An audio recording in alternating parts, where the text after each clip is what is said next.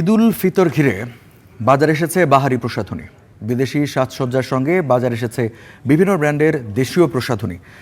এ নিয়ে জানাতে খুলনা থেকে আমাদের সহকর্মী যুক্ত হচ্ছেন রফিউল ইসলাম টুটুল, এবং টুটুলের কাছ থেকে জেনে নিতে চাইব, টুটুল, দেশীয় প্রসাধনীর বাজার কেমন দেখছেন এবং বেচাকেনা নিয়ে ক্রেতারা বা বিক্রেতারা কি বলছেন? রঞ্জু, আমি এই মুহূর্তে আছি খুলনার সিটি সেন্টার। এটি হচ্ছে খুলনার একেবারে প্রাণকেন্দ্র পিকচার প্যালেস মোড় এলাকার এই মার্কেটটি। এটি কসমেটিক মার্কেট হিসেবে পরিচিত। বিশেষ করে মহিলা শিশুদের জন্য এটি খুবই স্বনামধন্য। এই মার্কেটটিতে এক ছাদের নিচে সব ধরনের কসমেটিক কিন্তু এখানে পাওয়া যায়, সেটা মহিলা, শিশু, পুরুষ সবার জন্যই।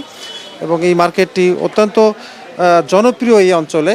আমরা একটু দেখাতে চাই, আমরা এই মার্কেটেরই একটি দোকানে ঢুকবো, সবচেয়ে বড় দোকান এটি। এই দোকানের আমরা একটু জানতে চাইবো বা দেখতে চাইবো যে কসমেটিক, যে এই দোকানের থেকে সব ধরনের কসমেটিক এখানে পাওয়া যায় বলে জানিয়েছেন এই দোকানের যিনি মালিক। তিনি দেশি বিদেশি সব ধরনের প্রয়োজনীয় একটি মানুষের, একটি মহিলা বা শিশুদের বা পুরুষের যা কিছু কসমেটিক সামগ্রী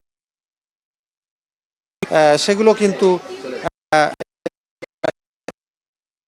এখানে পাওয়া যায়। আমরা একটু কথা বলবো এই মার্কেটের সভাপতি এবং এই যে দোকান, এটিরও দোকানের যিনি মালিক হোসেন, তার সাথে একটু কথা বলবো যে আপনি। টুটুল, আপনাকে ধন্যবাদ।